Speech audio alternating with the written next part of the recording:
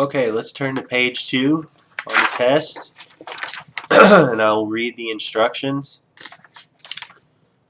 Read the passages carefully and answer the questions that follow. Be sure to include explanations for each answer. No credit will be given for an answer without an explanation. Also, question 9, do not do it. Skip it, okay? When you get to 9, just go on to the next one. Okay. So let's turn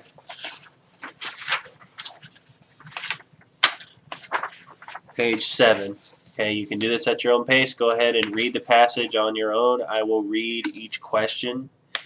Okay, so on question number 1, why is Jewel Bird an appropriate name for the sleeping bird Nana and the narrator find? A, it is graceful as it rises into the air. B, the sun can bring it back to life. C, it has a spot of vibrant red on its throat. D, the golden feathers on its chest puff up. Number 2, how does the author reveal Nana's reason for getting up early in the mornings? F, by providing Nana's response about seeing the jewel bird awaken. G, by explaining that Nana does not need as much sleep as other people. H, by comparing the way the narrator and Nana walk through the woods one morning. J, by describing the experiences the narrator has as she follows Nana one morning. Question 3. Read the sentence from paragraph 38. My breath caught inside my chest. The author includes this sentence most likely to show A, the narrator's excitement over seeing the hummingbird. B, how strenuous the journey to see the hummingbird has been for the narrator. C, how quickly the narrator feels a connection to the hummingbird. D, the narrator's surprise that the hummingbird is alive. 4. What lesson does the narrator learn while spending time with her grandmother? F, mysteries in nature usually have complex explanations. G, spending time outdoors helps a person maintain good health. H, people who wake up early have more time to participate in daily activities. J, ordinary events can be explained in imaginative ways. Question 5. What lesson does the narrator learn while spending time with... Ooh, this is a double. Okay, so make sure on question 4 and 5, okay, just answer one of them.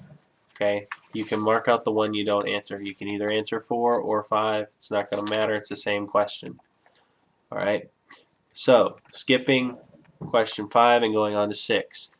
The author's use of similes in paragraph 22 creates a feeling of F, courage, G, amazement, H, expectation, J, pride. Question 7. The figurative language in paragraph 20 helps the reader imagine the A, smell of a field of wildflowers.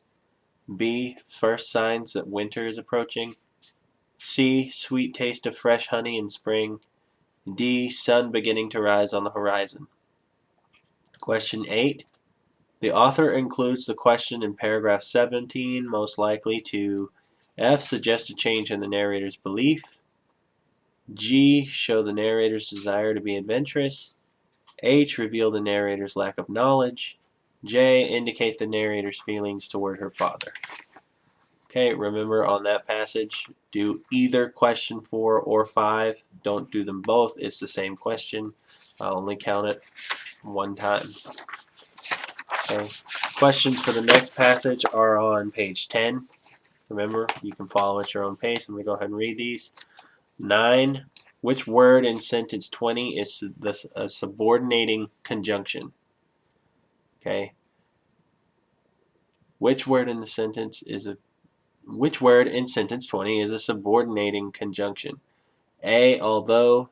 B, finally. C, abilities. D, them.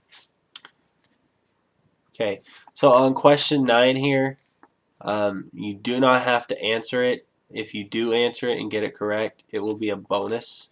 Okay, but you do not have to answer number 9. Question 10. What change, if any, should be made in sentence 9? F, change luckily to luckily. G, change author to author. H, add comma after section. J, make no change. Question 11. Which would be the best source to check Alma's spelling of the word medieval in sentence 5? A, an encyclopedia. B, a computer database. C, a dictionary. D, the book Matilda Bone.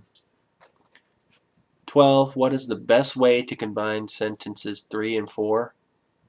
F, these are problems teens and preteens deal with every day, which is why Matilda Bone is a good book. G, these are problems teens and preteens deal with every day. That is why Matilda Bone is a good book.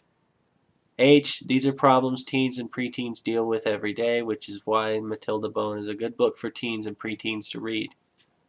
J, these are problems teens and preteens deal with every day, which is why I think Matilda Bone is a good book. Question 13. Which is the best way to rewrite sentence 16 without the parentheses? A, they eat sausages, but Matilda says sausages are where the butcher hides his mistakes. B, they eat sausages, and Matilda says that is where the butcher hides his mistakes. C, they eat sausages where the butcher hides his mistakes. D, they eat sausages, which Matilda says is where the butcher hides his mistakes. 14. Which of the following is the best way to revise sentence 7? F, also religion was so important back then.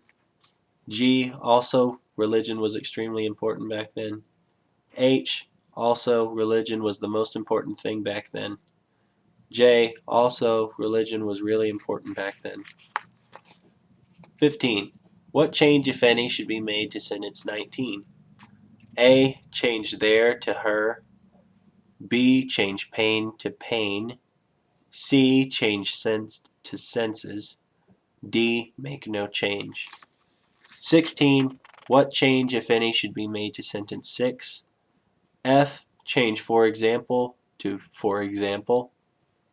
G, change peoples to peoples. H, change relate to relates. J, make no change. 17. What change, if any, should be made to sentence 18? A, change tells to told. B, add a comma after herself. C, change they to them. D, make no change.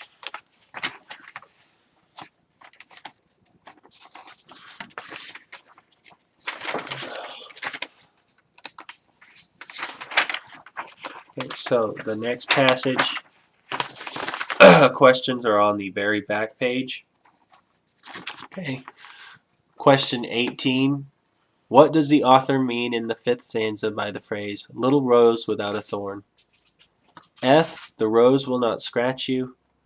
G, the rose is beautiful and smooth. H, the family cannot sleep because of the rose. J, the baby had no faults. Question 19, you don't have to do. Again, this is a bonus question. Okay, so question 19 says, in your own words, tell what this poem, Our Little Ghost, means. Who is the ghost and how does the family react to its presence? How does the author set the tone and convey meaning? Use text evidence to tell how you reach your conclusions. Again, this is a bonus question. It'll be worth 2 questions though if you answer it correctly. Okay. 20. In the first stanza, when wintry winds are whistling is an example of F, onomatopoeia.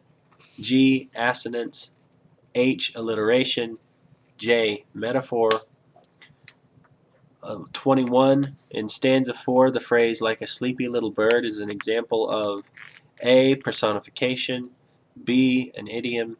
C, alliteration. D, a simile. 22. In stanza 4, the phrase like a sleepy little bird. Whoa, again, double question. So do not answer 22, okay? Or answer 21 or 22, not both of them, I'll only grade 1. 23, the tone of this poem is best described as A, sad. B, lighthearted. C, fearful. D, pessimistic. Okay, so remember questions 19 is a question 19 is a bonus. Question 9 is also a bonus. Okay, and on questions 21 and 22, you only need to answer one of them. Okay, because I will only grade one of them since they're duplicates. And questions, let me see.